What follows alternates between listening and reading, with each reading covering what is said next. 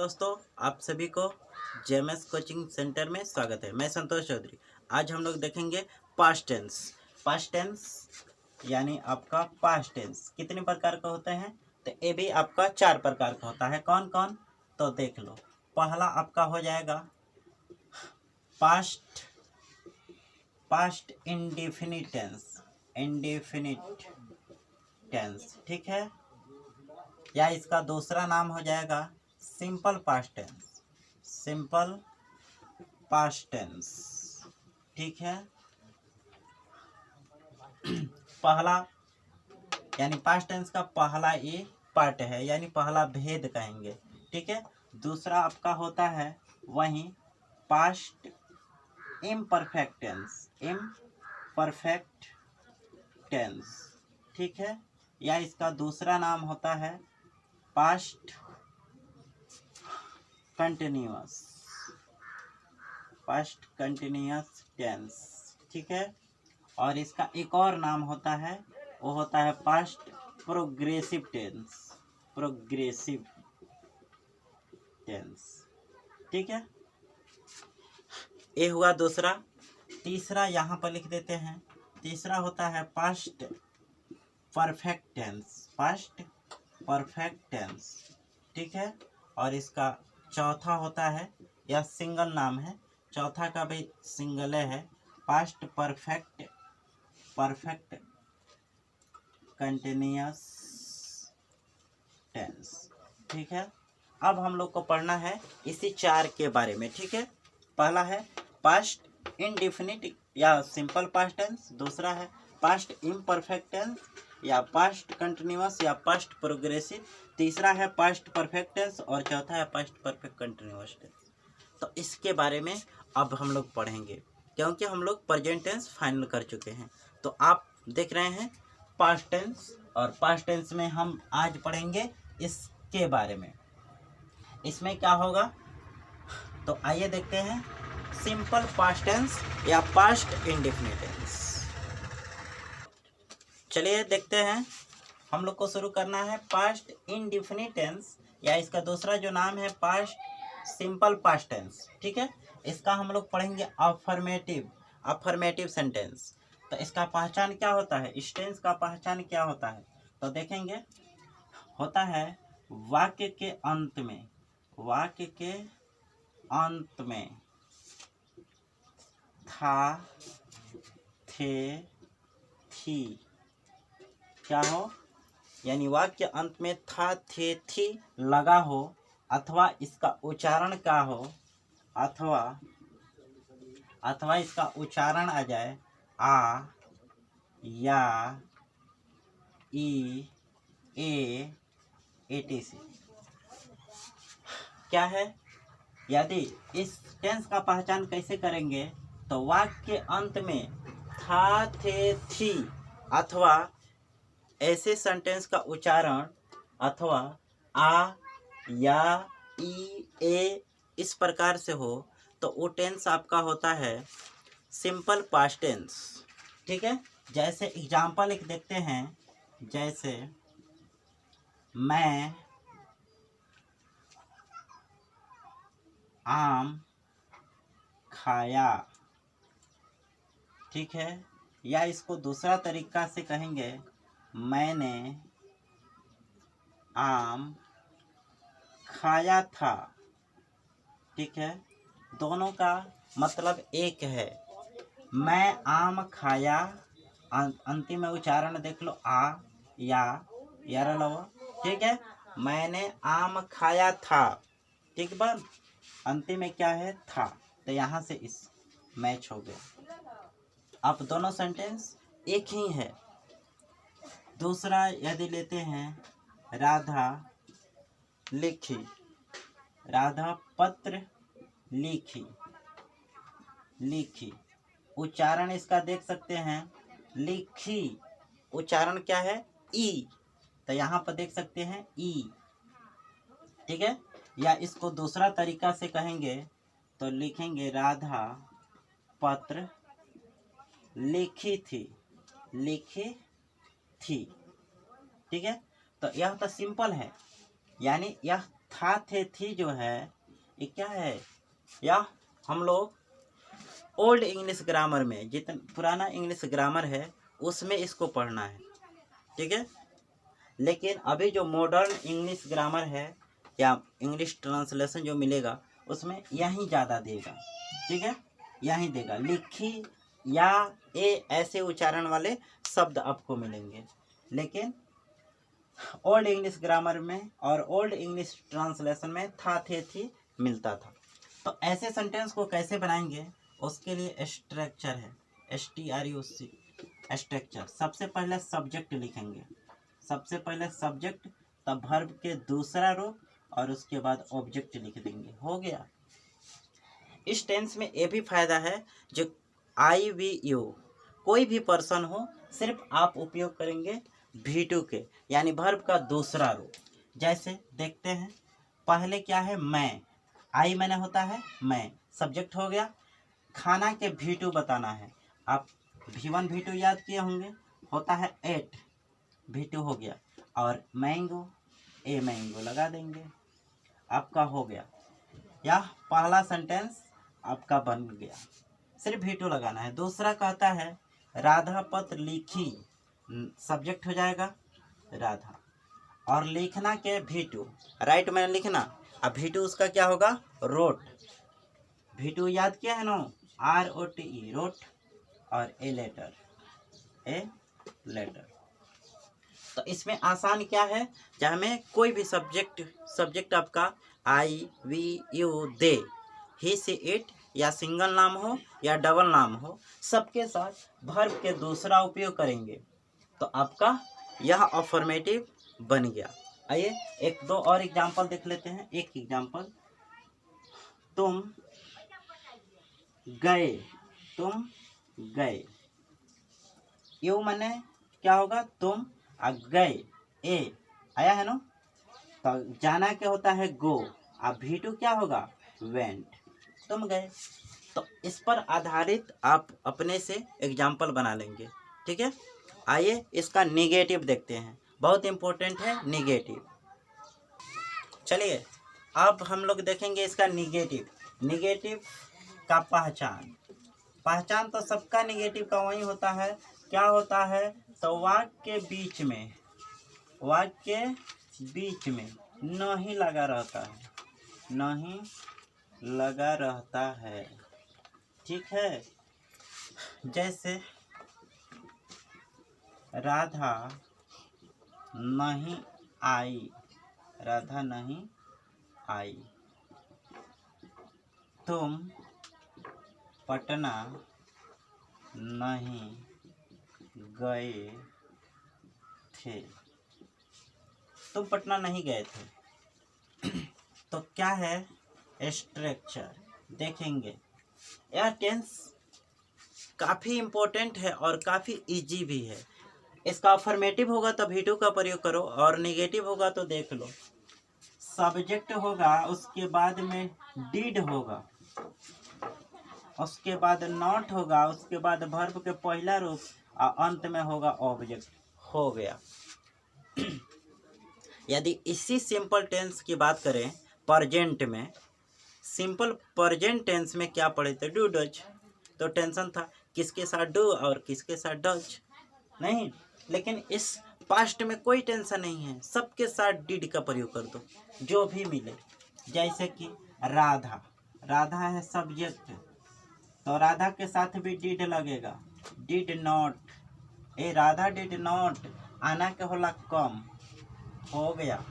दूसरा है तुम, यो मने डिड नॉट, जाना के होला गो, V1, और उसके बाद टू पटना, PATNA पटना, हो गया।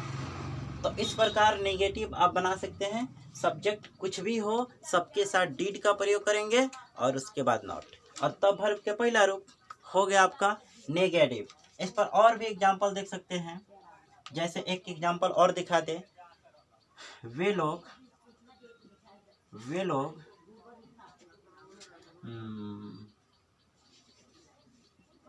कोचिंग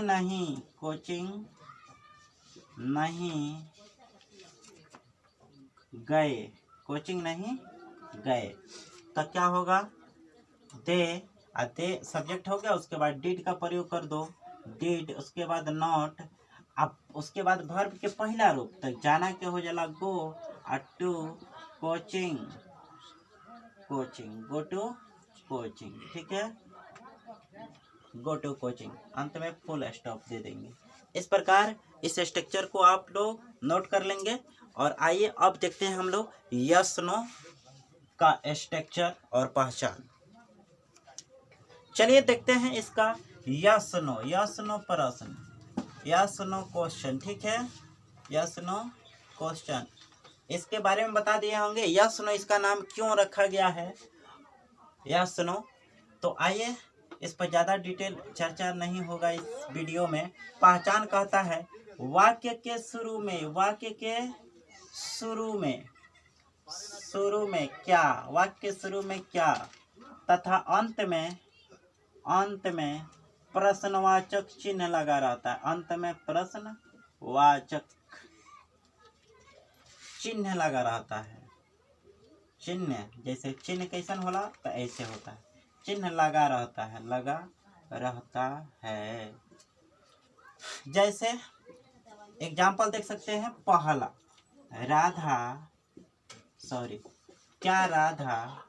क्या राधा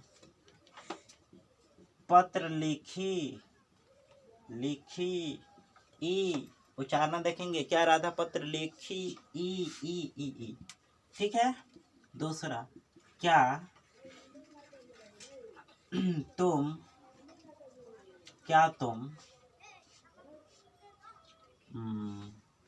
तुम एग्जाम्पल कोई भी ले सकते हैं, क्या तुम पत्र पढ़े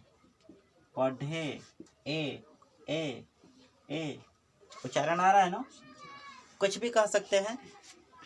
तो इसके लिए STRUCTURE स्ट्रक्चर आपका कहता है सबसे पहले डिड बाहर कर दो, तब सब्जेक्ट लिखो, और तब वर्ब के पहला रूप, और उसके बाद ऑब्जेक्ट, लेकिन अंतिम में इसको जरूर लिखना है, ठीक है।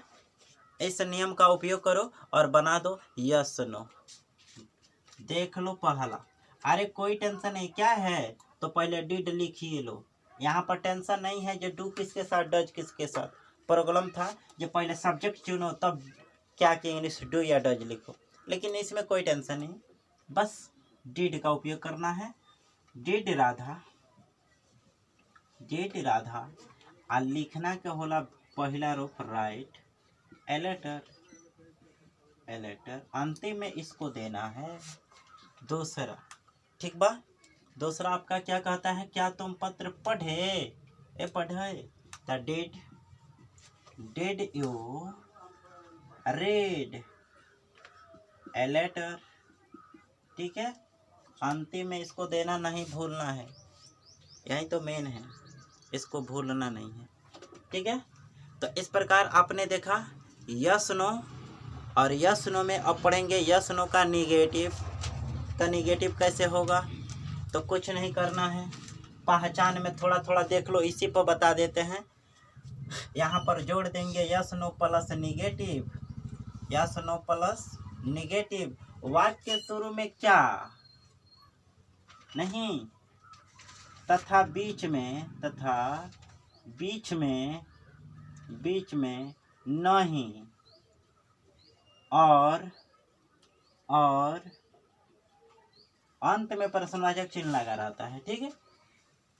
तो इसी पर हम लोग जोड़ लेंगे, जैसे क्या राधा पत्र नहीं पढ़ी, ठीक है, क्या तुम क्या राधा पत्र नहीं लिखी, क्या तुम पत्र नहीं पढ़े, क्या हो तुमने पत्र नहीं पढ़ा, ठीक है।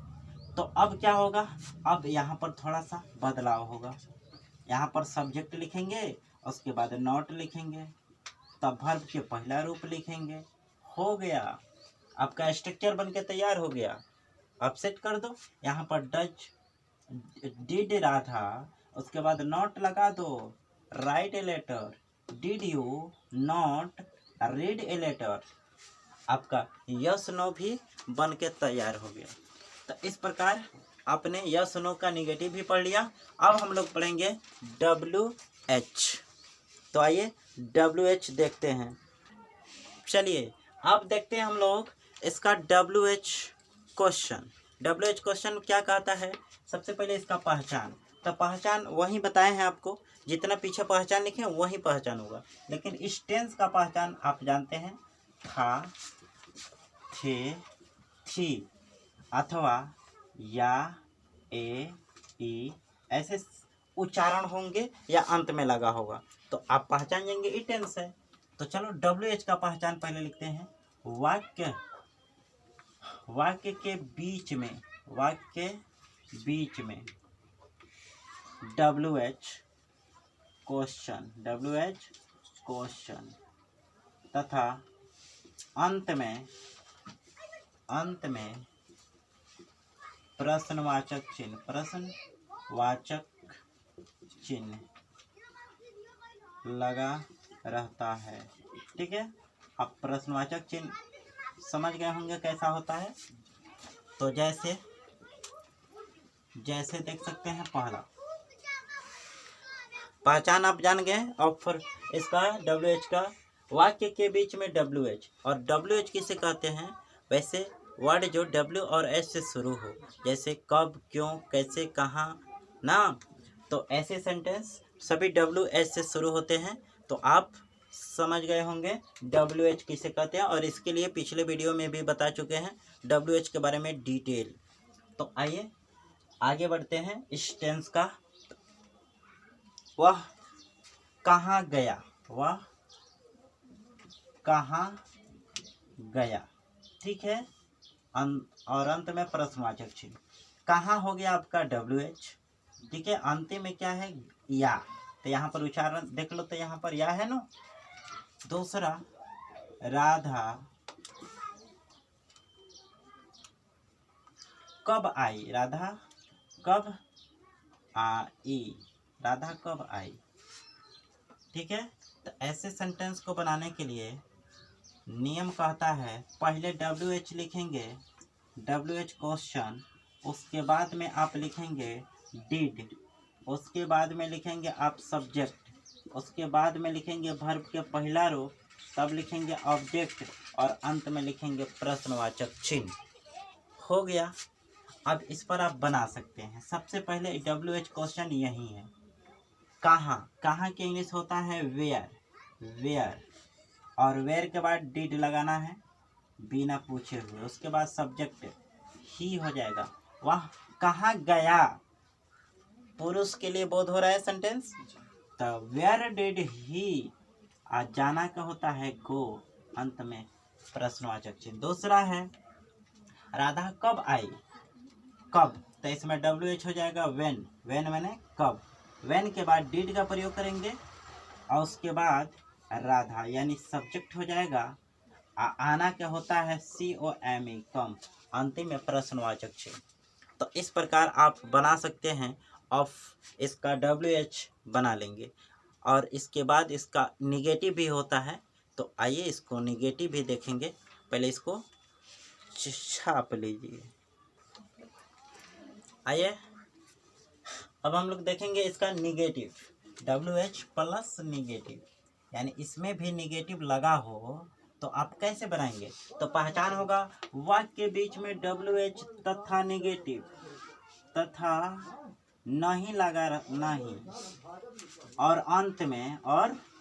अंत में प्रश्नवाचक चिन्ह लगा रहता है। जैसे वह कहाँ नहीं, वह कहाँ नहीं गया, राधा कब नहीं आई, कब नहीं आई, कब बजे नहीं आई। ठीक है, तो ऐसे सेंटेंस को बनाने के लिए यहाँ पर कुछ नहीं करना है। यहाँ पर सब्जेक्ट लिखना है, उसके बाद में नॉट लगा दो, उसके बाद वर्ब के पहला रूप, हो गया, स्ट्रक्चर बन के तैयार हो गया। तो यहाँ पर क्या करोगे, यहाँ पर सिर्फ नॉट लगा दो, सब्जेक्ट के बाद में नॉट लगा दो, बस बन के तैयार हो गया WH प्लस निगेटिव। यदि यह वीडियो आपको अच्छा लगा हो तो लाइक करें, सब्सक्राइब करें इस चैनल को। धन्यवाद।